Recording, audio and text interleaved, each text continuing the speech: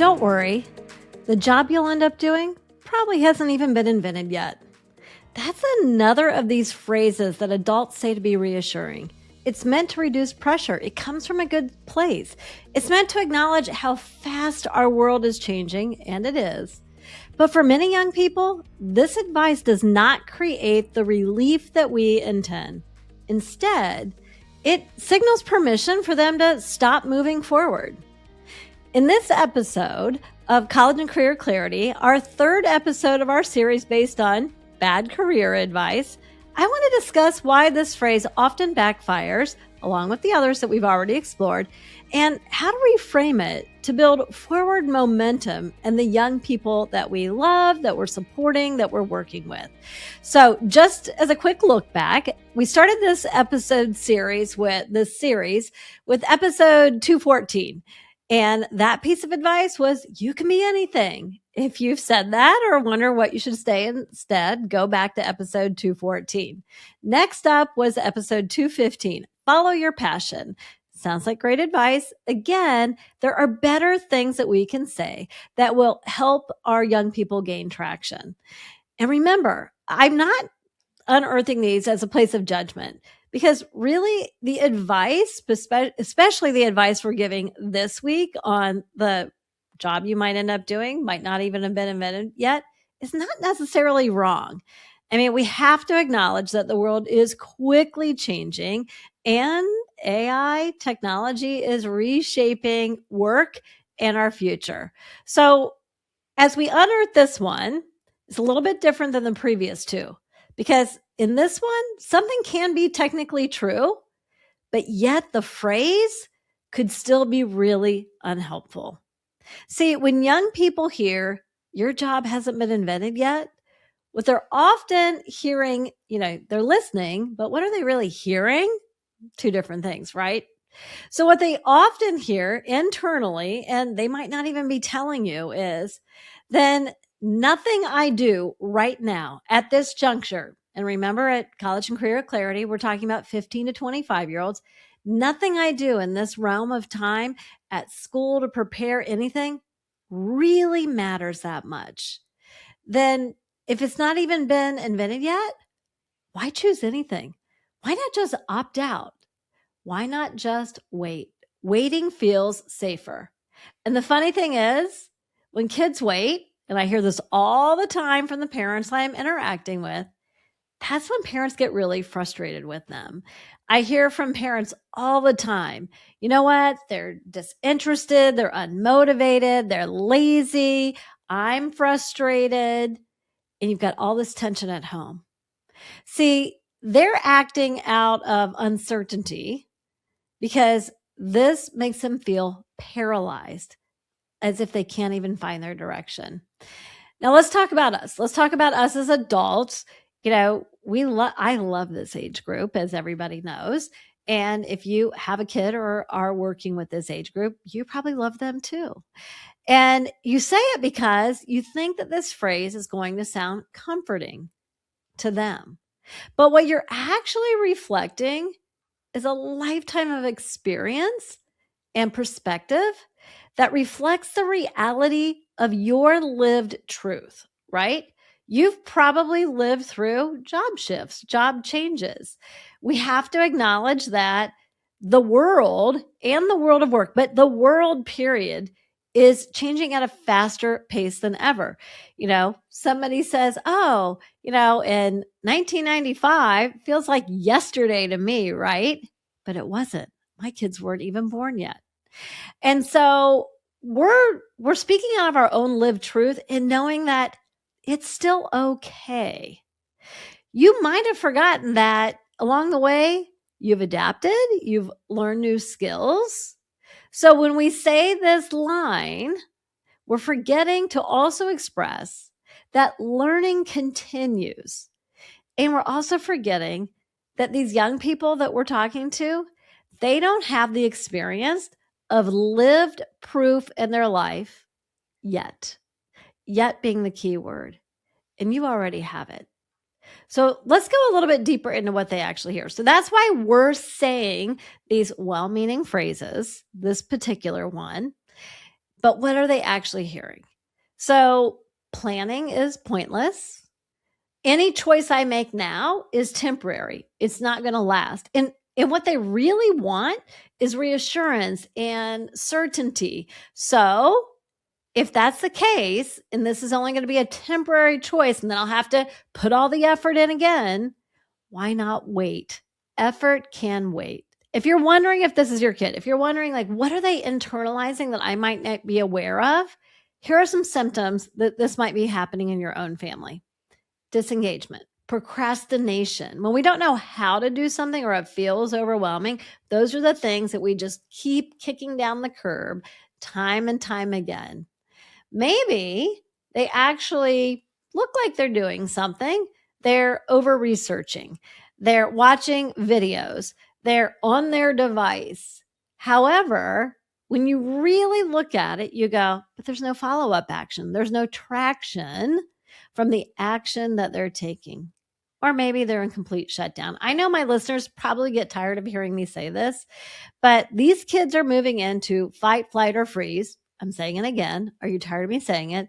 But I think that we need to hear it over and over again to normalize the fact that this is real, it's self-protective, and it's not necessarily bad. It's normal, but it's a symptom.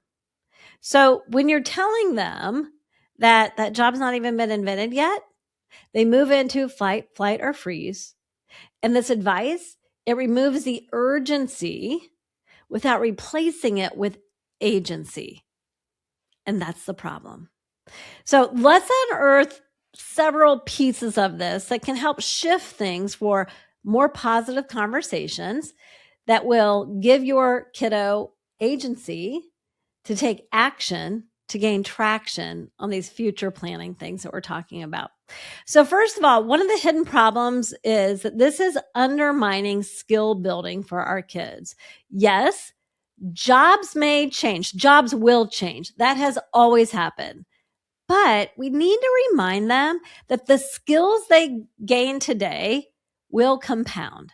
They will continue to go with them. So even if the name of the job title disappears, we talk a lot about job titles when we look at, the Department of Labor's Bureau, BLS, right? The Occupational Outlook Handbook. It's all based on job titles, and there are new job titles being added every year, right? So even though job titles are going to shift, they're going to change, new ones are going to emerge, the capability to do the job remains. It stays. What still matters, and they need to be reminded of this, is they are learning how to learn as they're building skills and preparing for a job. They are building competence that will follow through to that job, even if that job has not been invented yet. They are developing transferable skills. The job may change, but skill development doesn't. Another thing that is happening behind the scenes that we need to shift in our conversation when we say that job hasn't been invented yet is leaving out the idea that there are these through lines. Some of you have probably heard me talk about this before. There are these through lines in who we are, how we're wired, how we want to work. Your young people need to hear about through lines, that they exist, what they are, and to start to unearth in their own lives what the through lines of their life look like. So even when the job changes, the through lines carry through. So what do I mean by that? I mean, talking about what energizes me or what drains me. What you enjoy doing, the tasks that you enjoy doing, how you like to work, what you tend to avoid. What kind of problems you enjoy solving and those of which you have zero interest in. What environment you thrive in, the type of team that you want to work with, the setting, at a desk, out in the wild, whatever that might be. what impact you want to have that matters to you with the things that you value. See, some of our values are lifelong and some are temporary. We talked in a previous episode about follow your passion, episode 215, if you want to go back and listen to that. Let me give you kind of a personal example for me and in the work that I do. When I was in high school, when I was in college, when I was early on in my career, I've always been energized by working with people. And as everybody, all my listeners knows, I have a soft spot for this age group, right? So I have always enjoyed working with people, this age group, and building relationships for impact. Now, I no longer stand in front of a traditional classroom of teenagers like I did in the early 90s, but the part of my wiring that really mattered, that was satisfying when I was a classroom teacher, hasn't changed. That is one of these through lines. I mean, I could also go back and say when I was a young girl in the single digits, I enjoyed playing school. I enjoyed teaching others. So what's changed is the setting and my role. I mean, I could not have had a podcast in the 90s, right? I couldn't have had an online course in the 90s, right? But the things that matter about who I am and how I work are just getting applied to a new role in a new setting. We need to remind our young people that roles change, but your wiring, your hardwired personality, that personality DNA is far more stable than most people know. See, I know this because we consistently see it in the data from the personality assessment we use inside our Launch Career Clarity course. They research, they test, they validate constantly our tool, and we know that personality is stable. So we have to have a quick reality check. We've given you 2 reframes. Let me give you a third. Change is not new. Change is constant. As adults, we know this to be true because we've lived change. But I mean, we could go back to the 1700s, the 1800s, the 1900s. And if we really thought of things like riding a horse to driving a car, if we looked at the Industrial Revolution, I mean, that's going way back. People adapted generation after generation after generation. Every generation has faced disruption.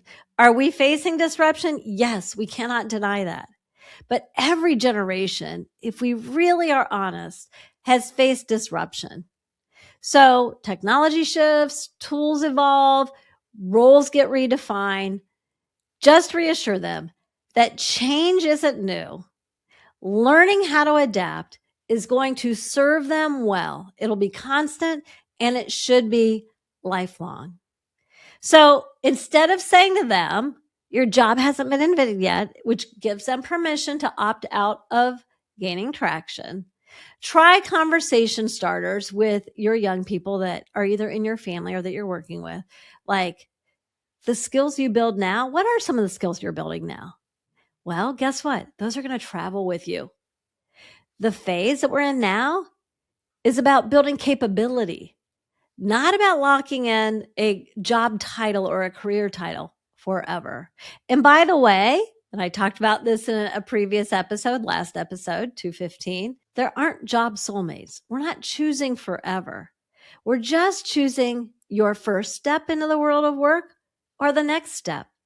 And let's manage our expectation that things will evolve and you are adaptable to those changes. We could also tell them that when you choose from the menu of options of jobs that are available right now, what is true right now, because we've got to begin to make choices rooted in the truth of now. When it is based on deep self-awareness, those choices are informed choices that will absolutely be able to carry you into the next chapter. Reassure them that we don't need the crystal ball to be able to look into and know what the future holds. Nobody's ever been able to do that. Your momentum forward is going to come from action, not prediction. Momentum comes from action, not prediction. put away the thought of the crystal ball.